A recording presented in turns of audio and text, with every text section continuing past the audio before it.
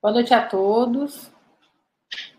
Com muita alegria que a gente está aqui para fazer mais um capítulo desse nosso livro, Entre a Terra e o Céu.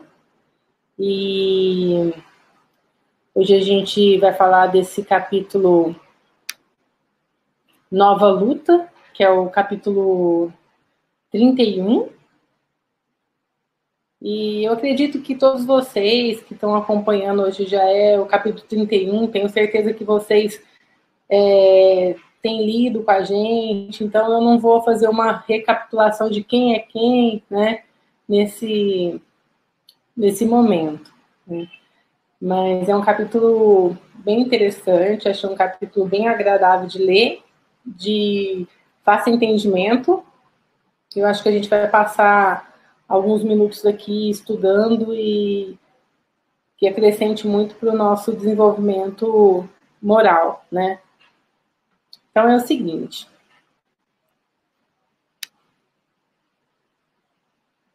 Fala, nossa, mas já passou setembro? Será que ela fez essa aula em setembro? Não, que fez em outubro mesmo. Mas o grande personagem da aula de hoje, né, é o Júlio. E o Júlio é um espírito que, numa encarnação passada, ele cometeu suicídio, né? Então, a gente teve aí a campanha sobre Diga Não ao Suicídio, né, no Setembro Amarelo, e eu quis lembrar, né, que é um livro de alguns anos atrás, e o quanto esse tema de suicídio, né, o quanto esse problema, essa dificuldade, ela vem se perpetuando até nos dias de hoje, né. A gente parou aqui no momento do livro Entre a Terra e o Céu, e eu fiz assim, um resumo de alguns trechos do livro que eu achei importante da gente comentar.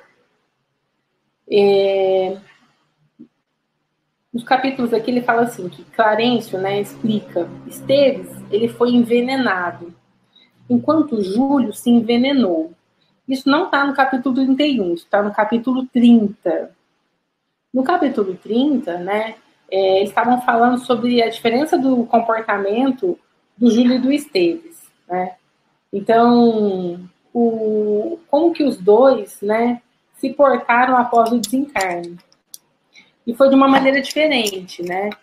O Esteves, ele foi envenenado e o Júlio acabou se envenenando. E ele deixa bem claro que isso tem muita diferença, porque o suicídio, ele acarreta um vasto complexo de culpa no ser que o comete. E a fixação mental do remorso, ela causa um desequilíbrio no corpo espiritual. O corpo de matéria rarefeita, ele está intimamente regido por 7 centros de força. Então, quando ele fala assim que uma fixação mental, uma culpa, gera um desequilíbrio do ponto de vista do corpo espiritual, ele vai explicar um pouquinho para a gente lá no capítulo 20 como, né? Uma das coisas que eu tenho pensado bastante é como que é essa fisiologia do corpo espiritual. Um dos livros que eu li, que me ajudou a entender, é o livro do Décio Iandoli, que ele chama Fisiologia Transdimensional. Acho que fica pequenininho pela foto, mas vocês podem procurar, Fisiologia Transdimensional. E ele explica um pouco sobre a fisiologia dos corpos espirituais. Que quando a gente faz medicina, a gente estuda só a fisiologia do corpo humano, que é uma das matérias mais difíceis do nosso currículo. E à medida que a gente vai se envolvendo com a doutrina espírita, a gente começa a querer entender um pouquinho sobre a fisiologia dos corpos.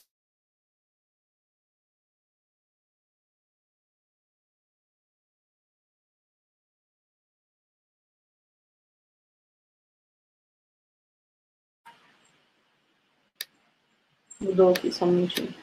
Ele tem 7 centros de força, e esses são os 7 centros de forças, e ele faz um mini resumo no capítulo 20, eu achei importante a gente falar aqui para a gente entender um pouco da fisiopatologia que o Júlio vai estar apresentando na doença do capítulo 31.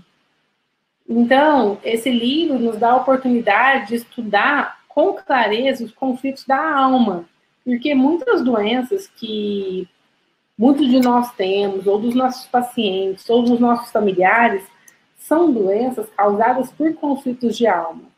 Principalmente por esse período de pandemia que a gente está passando, a gente sabe o quanto isso tem causado um desequilíbrio, uma desarmonia no nosso corpo espiritual.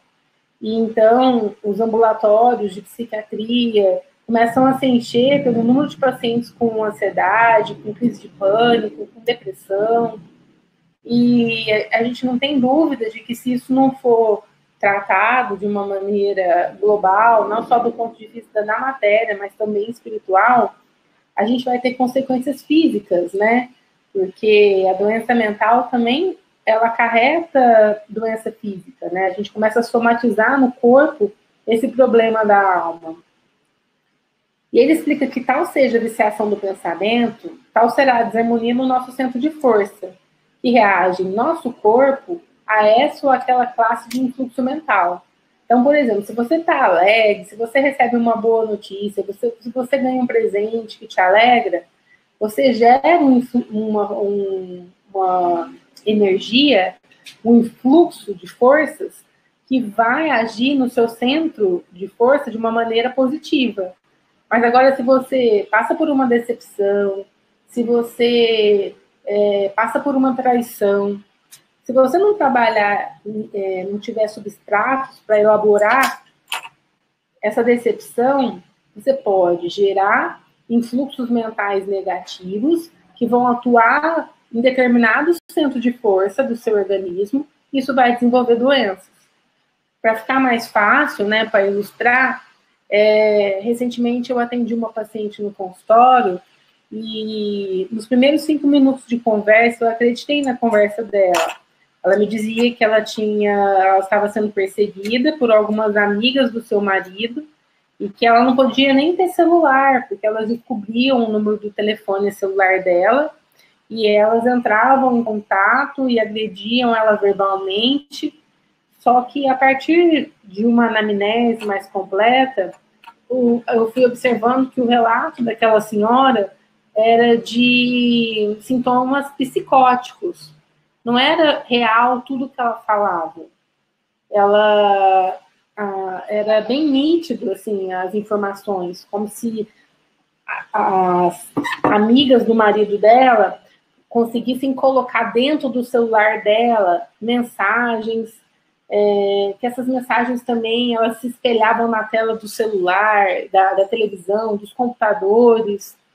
E aí eu falei, mas não tem muito jeito de fazer isso, uma idosa, né? A gente sabe de toda a tecnologia, tudo é possível hoje, mas o diagnóstico foi de um estresse pós-traumático, onde ela realmente sofreu uma traição, mas pela dificuldade de elaborar essa decepção, ela fez um quadro depressivo importante e um transtorno psicótico, né? Então, foi o que eu quis falar para vocês, né? Sobre essa fixação mental, sobre essa viciação do pensamento e o quanto é importante a gente cuidar do pensamento. Tem 2 temas que sempre me chamaram a atenção, que eu sempre quis aprofundar no espiritismo: pensamento e perispírito. Desde pequena. E, assim, hoje eu vejo o quanto eles estão interligados. Eu tenho certeza que eu devo ter começado algum estudo no plano espiritual e aquilo ficou latente, assim, na minha mente. Perispírito, pensamento, né? E, graças a Deus, a gente tem uma vasta literatura e muita oportunidade de aprender sobre isso. Então, ele fala lá dentro da Entre a Terra e o Céu, que analisando a fisiologia do perispírito, a gente classifica os centros das forças, aproveitando a lembrança das regiões mais importantes do corpo terrestre. Classifiquemos os seus centros de força, aproveitando a lembrança da região mais importante no corpo terrestre. E para quem quer aprofundar um pouquinho mais sobre fisiologia do perispírito, Além do livro do Décio, Fisiologia Transdimensional, eu indico esse livro de perispírito. Ele é do Zalmiro Zimmermann, acho que muitos de vocês já conhecem, e ele é só de perispírito. Ele vai falar sobre a natureza do perispírito, as propriedades do perispírito, ele vai falar sobre os centros vitais, especificando cada um deles, sobre cada corpo, do pretéreo, corpo mental, a aura. É bem interessante, né? Eu acho que... E aí ele vai falar sobre o perispírito e as enfermidades, vai falar sobre a obsessão, de que forma isso está relacionado e atuando junto ao nosso perispírito. Então, é do Zalmiro Zimmermann. E aí, no capítulo 20, ele fala que o centro coronário ele tem um alto potencial de radiação, de vez que nele assenta a ligação com a mente, figurando uma sede da consciência. E o centro coronário ele recebe, em primeiro lugar, os estímulos do espírito, comandando os demais, vibrando, todavia, com eles, num justo regime de interdependência. Para quem já fez curso de passe, de passista, a gente vê o quanto é importante a gente mentalizar o centro coronário do paciente que está ali na nossa frente. Considerando em nossa exposição os fenômenos do corpo físico e satisfazendo aos impositivos da simplicidade e das nossas definições, devemos dizer que dele emanam as energias de sustentação do sistema nervoso e as suas subdivisões.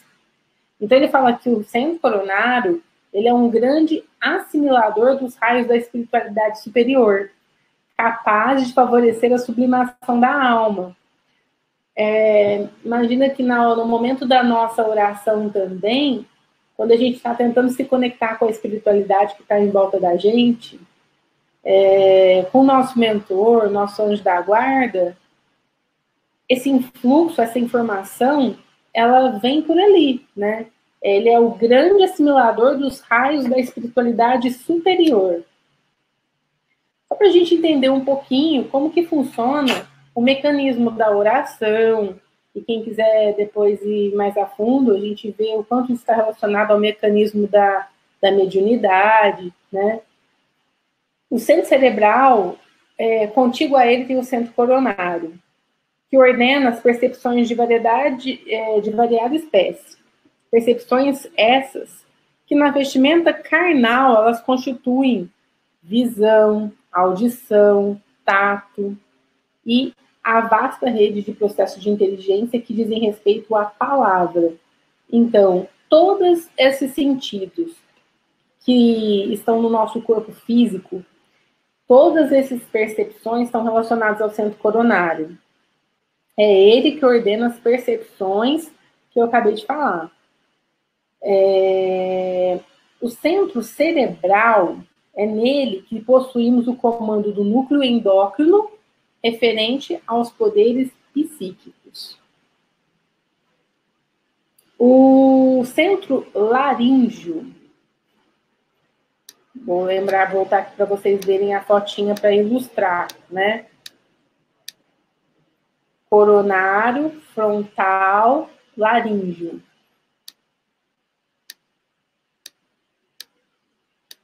Então, o centro laríngeo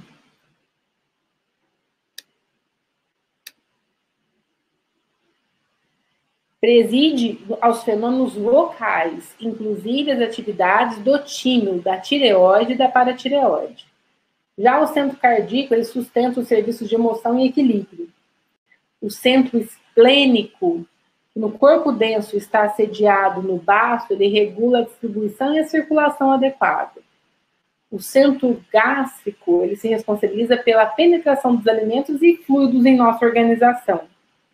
E o centro genésico, né, ele se localiza no santuário do sexo como tempo modelador das formas e estímulos.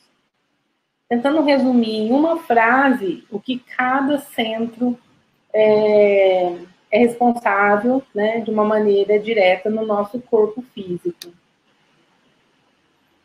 Então, agora a gente vai começar o nosso capítulo, o capítulo 31, e aí ele fala assim, que o Júlio ele se desenvolvia com muita esperança, ele estava assim, crescendo bem, só que ele passou a ficar mirrado, enfermiço, e isso dependia, né, exigia um certo cuidado dos pais de tomar conta dele.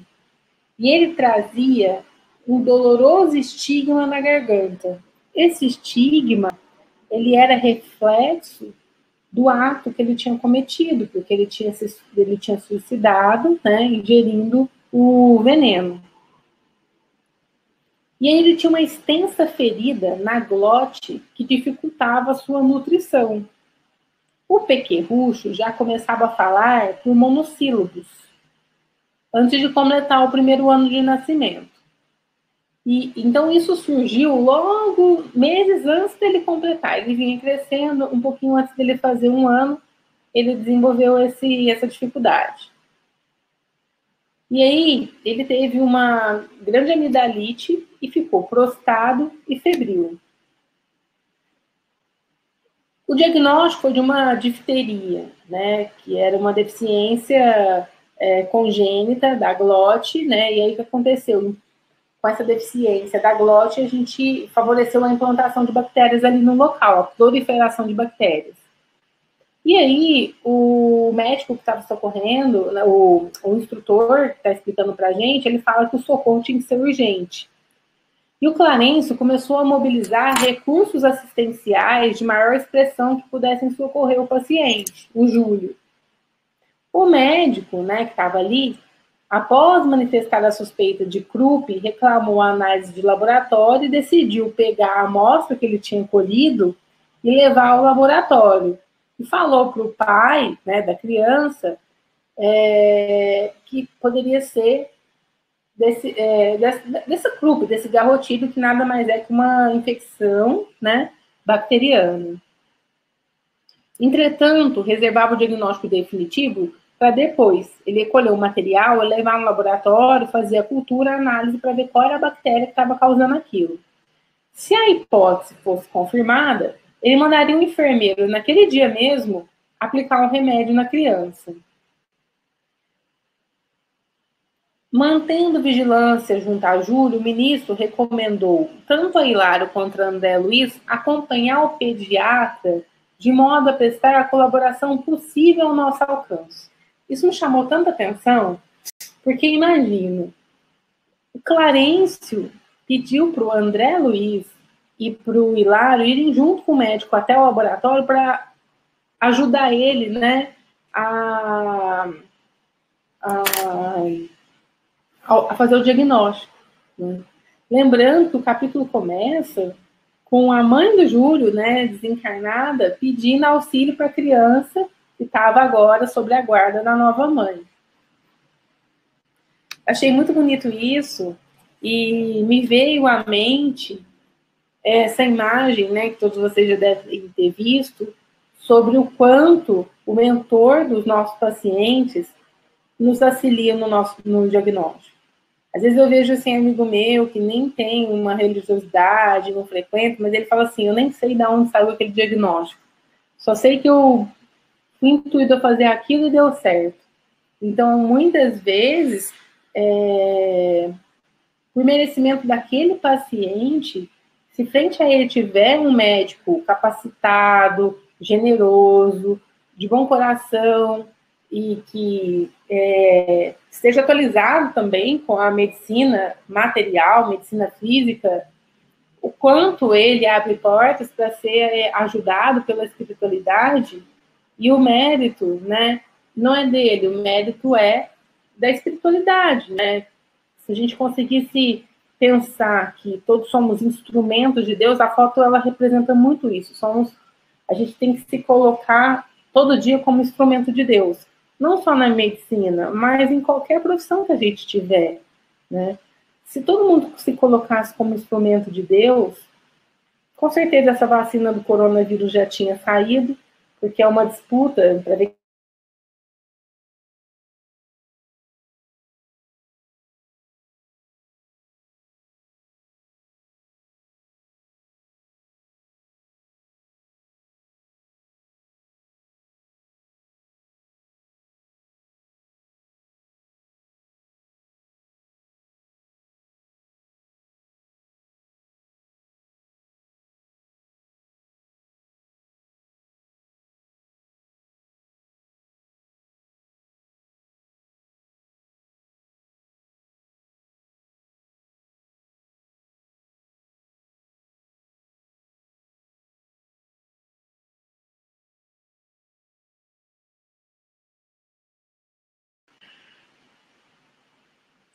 Quando eles chegaram,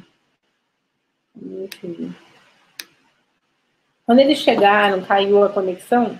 Quando eles chegaram lá no estreito recinto, eles foram defrontados por uma surpresa que deixou eles espantados.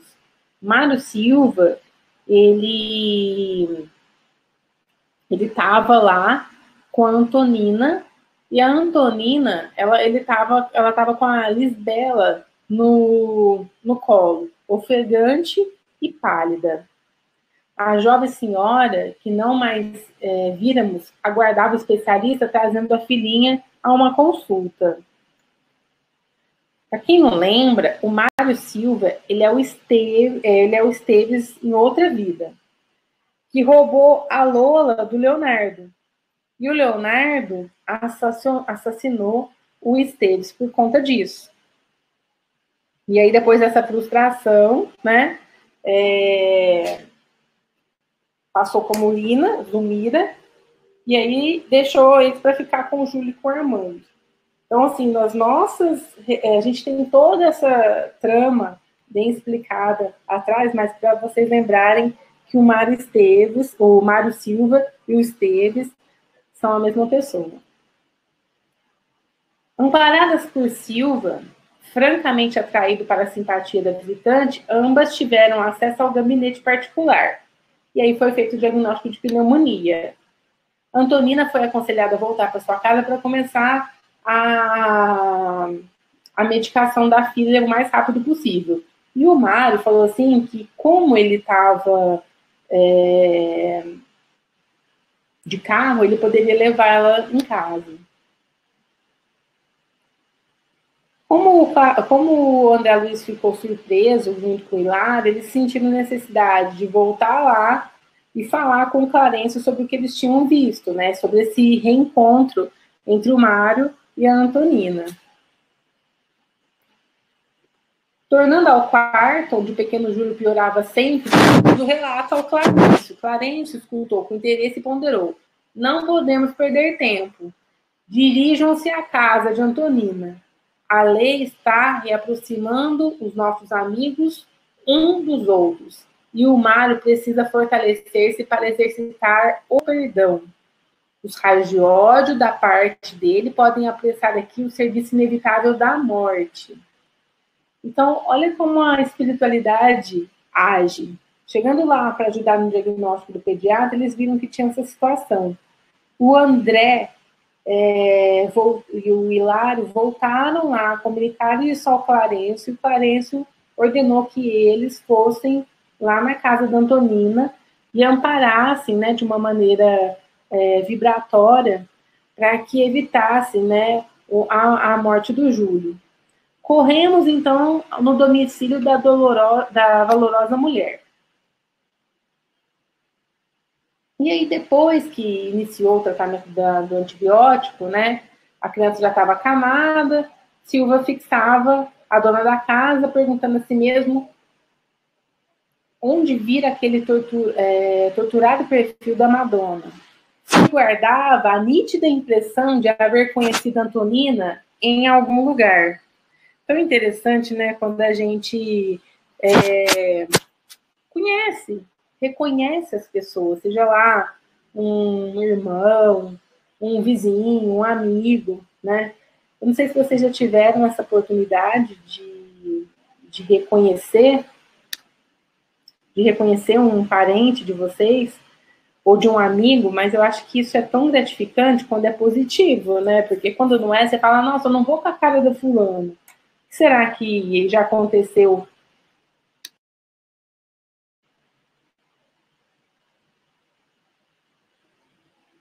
O que será que já aconteceu que você tem uma certa antipatia por aquela pessoa, uma simpatia?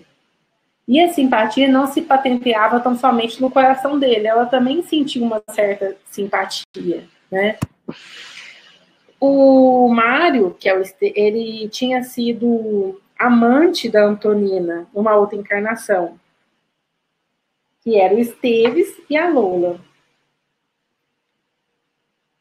E aí, o que acontece?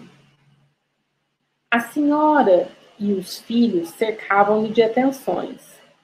O enfermeiro declarava de viva voz estar experimentando uma paz que há muito tempo não conhecia, com o que a Antonina sorria. É muito bom esses encontros de alma, né? Começava a registrar insopitável interesse pela vida naquele ninho agasalhante que se lhe figurava pertencendo. Às 8 em ponto, Antonina, sem afetação, convidou com simplicidade. Senhor Mário, hoje temos nosso culto evangélico. Quer ter a bondade de partilhá-lo?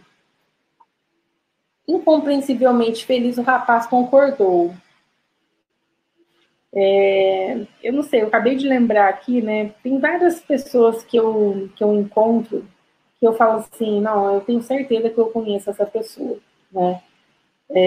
Dois casos assim que me chamaram, um caso que me chamou muita atenção quando eu passei, né, na residência no servidor em clínica médica. Uma das pessoas, eu vi uma médica vindo caminhando na minha direção. Eu vi o pé dela, o jaleco, e eu virei para minha mãe e falei assim: eu conheço essa menina de outra vida. É muito forte, eu tenho certeza que eu conheço essa pessoa. Tava minha mãe e meu pai no dia da entrevista sentados comigo. E no sorteio, essa pessoa, eu nem sabia quem era ela, que ela veio no hospital, ela foi a minha R2. E no sorteio eu caí no mesmo grupo dela durante 2 anos. E a gente tinha uma afinidade muito grande. Eu sempre tive uma admiração muito grande um respeito muito grande por ela. Ela me ensinou muita coisa na residência. E depois ela casou, fui madrinha de casamento dela, e é uma amiga de alma mesmo. Então, até hoje eu falo que eu tive a grata oportunidade de reconhecê-la antes mesmo dela me conhecer. E depois eu senti, assim, no meu coração que eu precisava muito fazer terapia com uma psicóloga espírita. Eu já tinha tentado uma palestrante que eu vi num centro espírita, mas eu sabia que não era ela.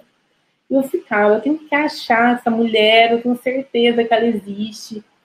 Aí um dia, chegou um paciente e falou assim para mim: doutora, você faz terapia? Eu falei, não. Aí ele falou assim: olha, eu estou aqui com um pressentimento que você precisa fazer terapia com a fulana de tal.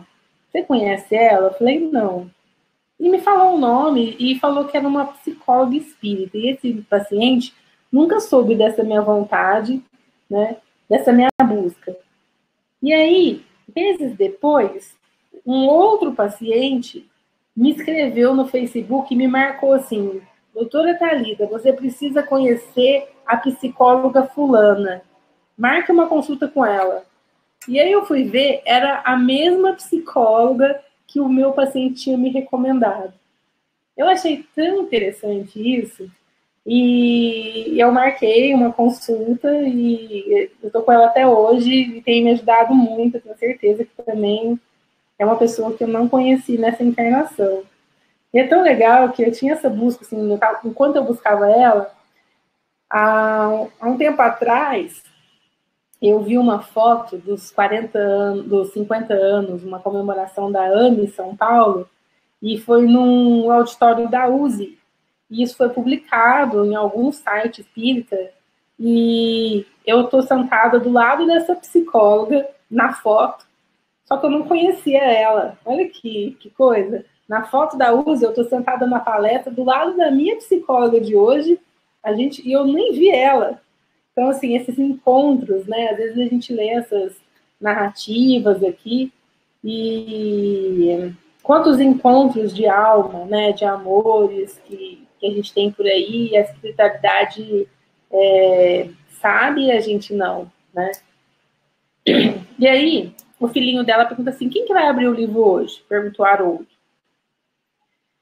E aí a Antonina fala assim: certamente que o nosso amigo nos fará essa honra. E aí ele abre. O moço, algo trêmulo na participação de um serviço espiritual inteiramente novo para ele, sem perceber o amparo que o envolvia, quer dizer, o André Luiz e o Hilário estavam lá, já amparando para que ele abrisse numa determinada passagem. Qual se ele abrisse a esmo, mas já era sob providência divina. Abriu e passou o livro para Antonina. capítulo que leu em voz alta o versículo 25 do capítulo 5 das anotações do apóstolo Mateus. Concilia-te depressa com teu adversário, enquanto te encontras a caminho com ele, para que não aconteça que o adversário te entregue ao juiz e o juiz te entregue ao oficial para que sejas encerrado na prisão. E aí há um comentário ali, né? O Senhor de certo não tem inimigos. E ele falou, sim, não tenho adversários, gaguejando. Só que na mente dele, vinha na tela mental dele, sem que ele pudesse controlar, a figura do Amaro e da Zulmira, né? Por quê? Porque numa outra encarnação, ele tinha um relacionamento, né, com a Zulmira. E a Zulmira chegou a largar dele. E aí ele pega e fala assim, odiava-o, sim, odiava-os, pensou dentro de si. Jamais suportaria um acordo com semelhantes adversários.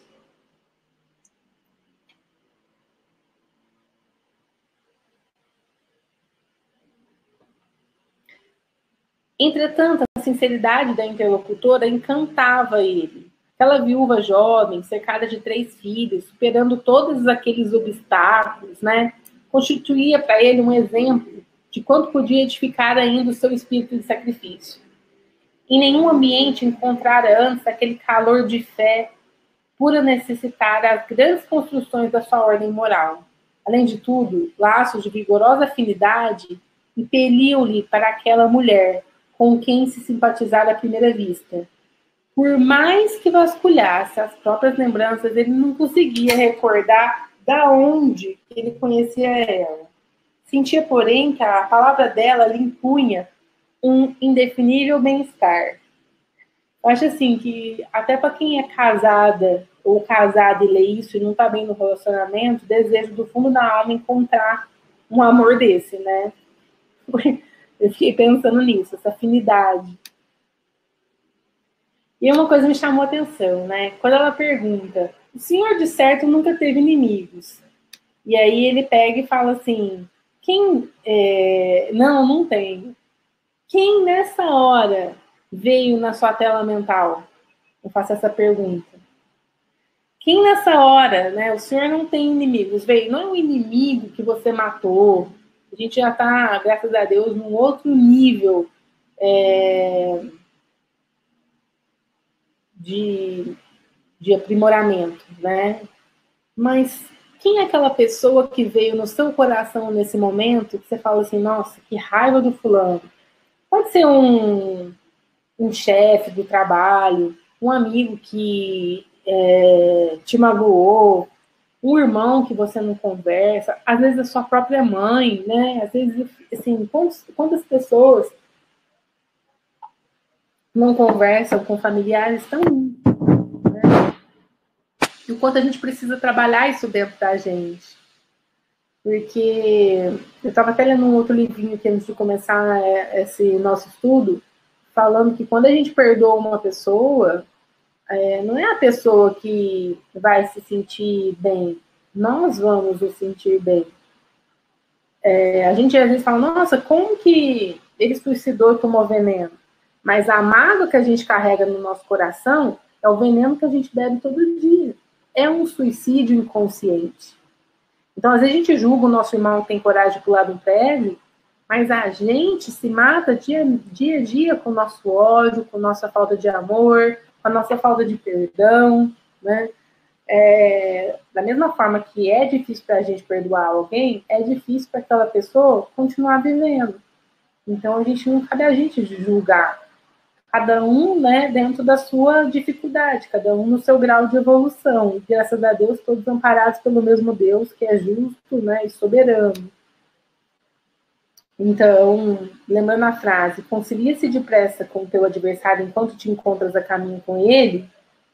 Pensa, essa foto me ilustrou tanto, né? Você dá 1000 flechadas numa pessoa e depois você tem que ir lá pedir desculpa, acolher a pessoa num ponto tão intenso onde aquela flecha que você tira da pessoa dói na sua alma. Quando você consegue amar o irmão, o próximo como um verdadeiro irmão, aquela flecha começa a doer em você como se ele fosse realmente o seu irmão, né? A gente chegar nesse ponto, a gente está muito longe. Isso tem chamado tanto minha atenção na pandemia, porque quando acontece um problema com um parente próximo da gente, a nossa súplica para aquele irmão, ela é tão dolorida, ela é tão verdadeira, e que a gente possa, no nosso desenvolvimento, amar o nosso próximo como a gente ama os nossos irmãos consanguíneos. Estou falando consanguíneo pelo fato de me dar bem com os meus parentes consanguíneos.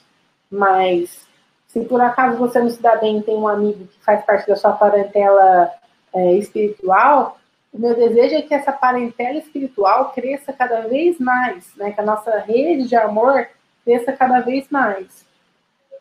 E aí eu lembrei daquela historinha que eu tenho certeza que todos vocês já ouviram, sobre a cachorrinha do Chico Xavier.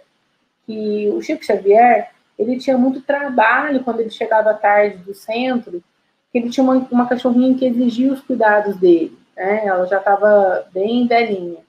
E tinha uma vizinha que ela ficava com dó do Chico, porque o Chico, depois de todo aquele trabalho, ele ainda tinha que cuidar da cachorrinha. Um dia ele chegou em casa, a cachorrinha olhou para ele e morreu. Passaram alguns meses, a irmã do Chico avisou para ele de que aquela cachorrinha não tinha morrido espontaneamente. A cachorrinha tinha sido envenenada por uma pessoa, né, e contou o nome da pessoa, porque a pessoa estava com dó dele, do trabalho que ele tinha. E aquilo, o Chico não ficou com raiva dela, porque o Chico é um espírito iluminado. Mas o Chico gerou no Chico uma sombra no coração dele. E um dia, Emmanuel apareceu para o Chico e falou assim que aquela sombra que ele estava no coração estava atrapalhando a comunicação, o contato da espiritualidade com ele. Ele tinha que dar um jeito de limpar aquilo. E ele fala, mas o que você me sugere, Emmanuel? Bom, a gente está sabendo que vamos fazer um agrado para ela. E ele sabia, na época, que ela queria muito uma máquina de costura. E é sugerido, então, que o Chico compre uma máquina de costura e dê para ela. E o Chico, assim, na época, ganhava muito pouco, com todo o seu esforço, ele junta o dinheiro, compra a máquina e dá para ela. E no dia que ele vai visitar, a mulher está tão feliz, ela dá um abraço no Chico, com tanta gratidão, com tanto amor, que um fluxo de energia é gerado e dissolve espontaneamente aquela sombra que estava no coração do Chico. Então, assim, contando, parece ser tão fácil, mas o quanto no nosso dia a dia, às vezes, é difícil a gente perdoar uma mágoa, né? Às vezes você fala assim, não, eu não tenho nada contra, mas eu não quero conviver mais. Eu não confio mais nessa pessoa. E isso, assim, não é um perdão, você não perdoou. Porque a gente quer que Deus perdoe a gente, confie na gente, que a gente nunca mais vai errar. Mas aí você pega o seu irmão do lado, você perdoa, mas você não quer mais o contato, porque você não confia nele. Então, assim, o Pai Nosso é perfeito, né? Perdoar as nossas ofensas assim que perdoamos as ofensas alheias. E a gente perdoa mesmo? Ou será que a gente só fica suplicando para que seja perdoado as nossas ofensas? Uma reflexão que eu fiz. A senhora julga que devemos procurar a conciliação com qualquer espécie de inimigo? E ela fala, sim. E quando os adversários são de tal modo inconvenientes que a simples aproximação deles causa angústia na gente? Antonina compreendeu que tinha alguma coisa dolorosa que estava incomodando ele. Entendo que há sofrimentos morais quase intoleráveis. Entretanto, a oração é o remédio eficaz das nossas moléstias íntimas. Se temos a infelicidade de possuir inimigos cuja presença nos perturba, é importante reconhecer a prece, rogando a Deus, nos conceda forças para que o desequilíbrio desapareça. Porque então um caminho de reajuste surgirá para a nossa alma. todos necessitamos da lei e tolerância em determinados aspectos da nossa vida. Eu gosto muito de trazer as lições do Evangelho e do livro para a minha vida, né? Quando ela explicou isso aqui para ele, eu lembrei e falei, é verdade. Ela fala assim, a oração é o remédio eficaz das nossas moléstias íntimas. Recentemente eu passei por um problema de saúde com a minha família muito grave. E eu estava de férias, envolvida com esse problema de saúde, né, deles. E teve um momento onde eu estava tão desesperada, onde a única coisa que me acalmava era fazer o evangelho de 3 em 3 horas. Às vezes eu vejo amigos meus que fazem o evangelho, tem uma disciplina de fazer o evangelho todos os dias. E eu falo, nossa, mas como que ele consegue fazer o evangelho no ar todos os dias? E no meu momento de desespero, eu abri o evangelho e rezava de 3 em 3 horas. Eu fiz isso durante uma semana, tamanho o meu medo e tamanho a minha incerteza. Isso foi, assim, um verdadeiro remédio para a minha alma naquele momento. Né? Como ela fala aqui, eficaz na moléstia íntima. Mas por que eu estou contando isso? Que durante aquela semana onde eu estava totalmente envolvida com a espiritualidade, só me cabia entregar a Deus, né? Aquela frase que eu sempre comento para vocês, seja feita a sua vontade. Naquela semana, eu tinha uma mágoa de uma pessoa e eu consegui escrever um bilhete para ela da forma mais amorosa que eu encontrei dentro do meu coração. Aí, isso veio à minha cabeça ontem. Passado esse transtorno da minha família, se recuperando, eu continuo rezando, mas não com a frequência de 3 em 3 horas, porque eu estava de férias, então eu estava envolvida com aquele problema.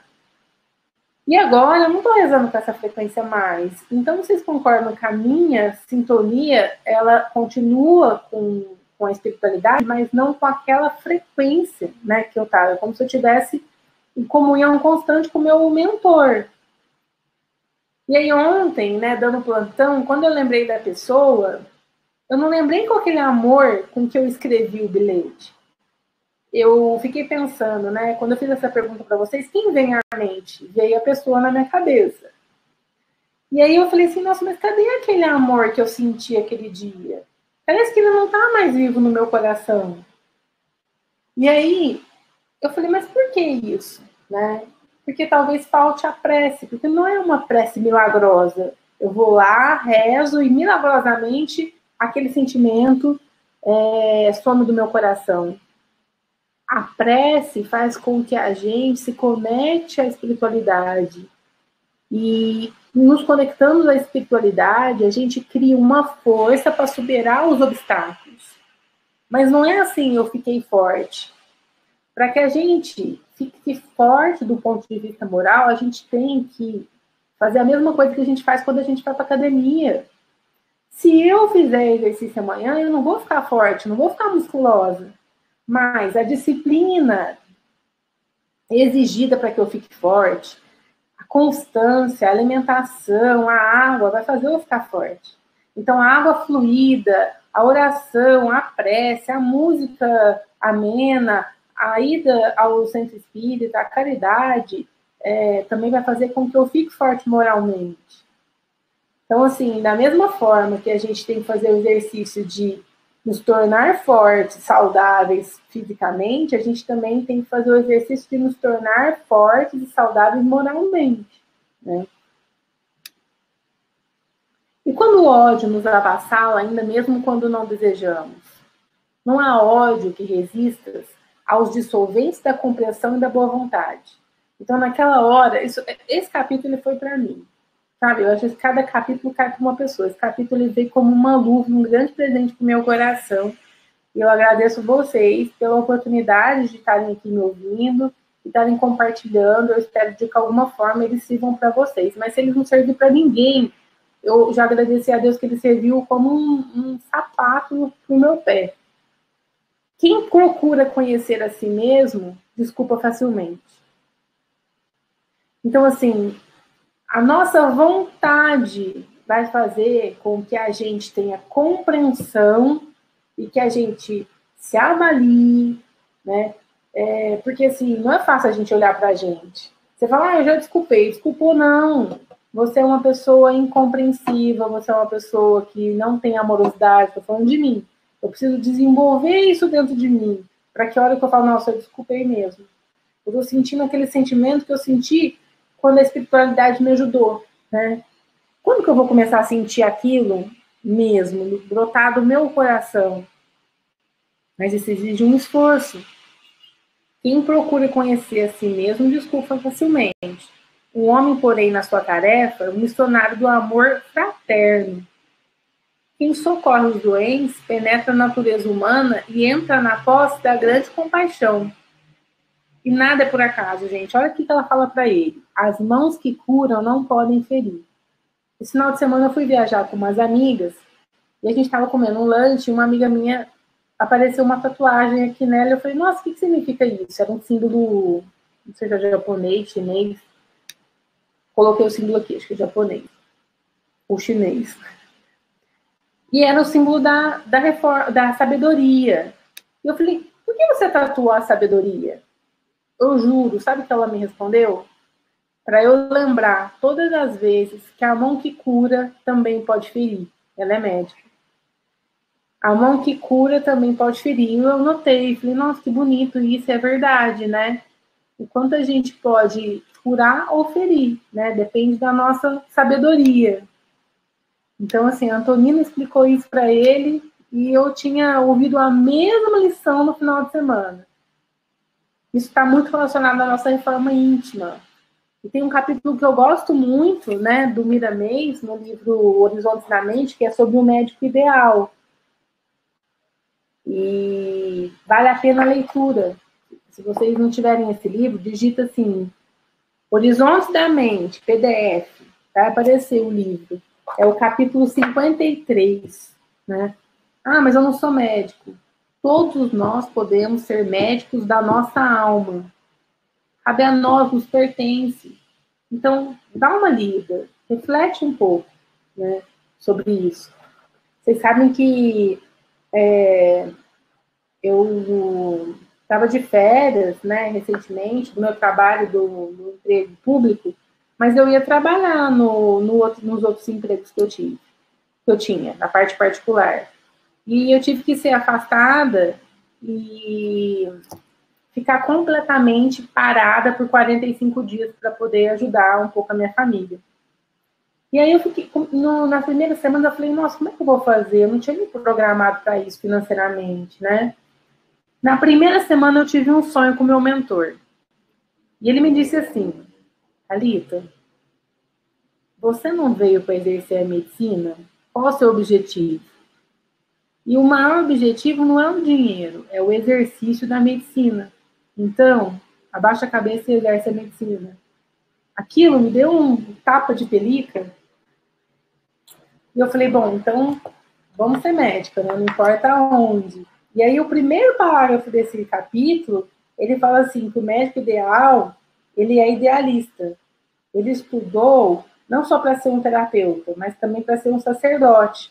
A remuneração para ele está em segundo plano, pois em primeiro está o seu prazer de aliviar os enfermos. Então, assim, como eu pude aprender esse primeiro capítulo há uns dias atrás? Pelo sonho que eu tive com o meu mentor, pela oportunidade imposta pela espiritualidade, porque eu não tive escolha, né? Então, assim, eu estou muito longe de ser esse médico ideal, mas foi a explicação que eu tive para acalmar o meu coração e tentar, com tranquilidade, exercer aquilo que a espiritualidade estava me impondo. Quem sabe um dia eu vou fazer também de coração, né? Esse sacerdote da medicina. Em seguida, o primogênito da casa fez a prece de encerramento e a viúva serviu um café reconfortante, acompanhado por um bolo. E aí, a conversação prosseguiu animada, todavia o hóspede consultou o relógio e reparou que ele tinha que voltar para o trabalho.